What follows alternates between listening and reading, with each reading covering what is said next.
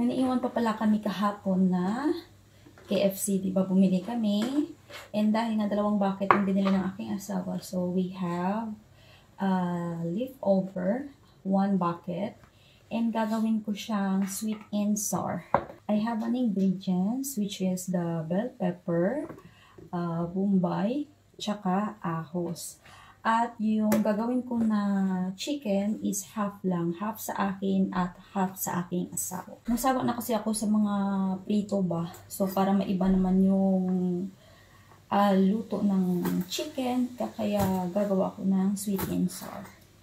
And sabi ko nga sa inyo, I'm not perfect sa pagluluto. Ako po ay nanonood lamang sa School of YouTube. Yun talaga yung mga kadalasan na bibisihan ko ba. Hiwain lang natin itong ating bell pepper.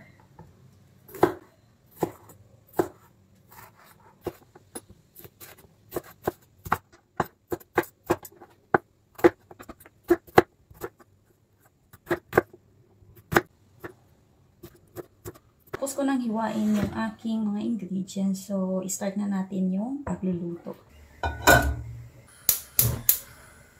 Mantika, ahos,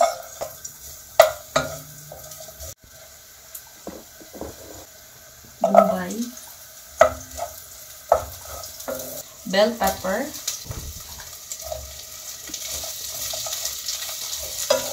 maglalagay ako ng tomato sauce,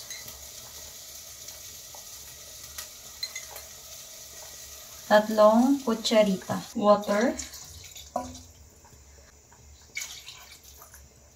paminta, asin, sugar. Takpan. Buksan na natin. Starch. Lagay ko dito para maglapuyot. Ano bang lapuyot sa Tagalog? Lagay ko na rin yung chicken.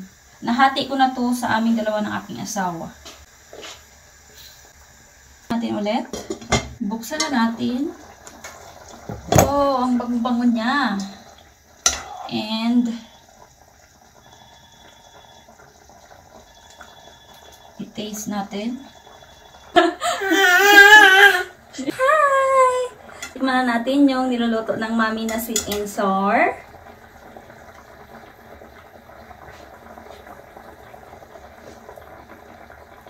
Perfect! Kanamiton! Pero ikaw, inda. Hindi pa ikaw pwede kakaon. Perfect na siya mga langga. So, ready na siya para kanoon. Pero gagawa muna ako ng mamaliga. Kasi yung ipapartner ko dito is mamaliga. Sama ko. Breyasa? Ha? Breyasa? No. Kanamiton mga palangga. Nami magkaon sang perti kadamuon nga kanon.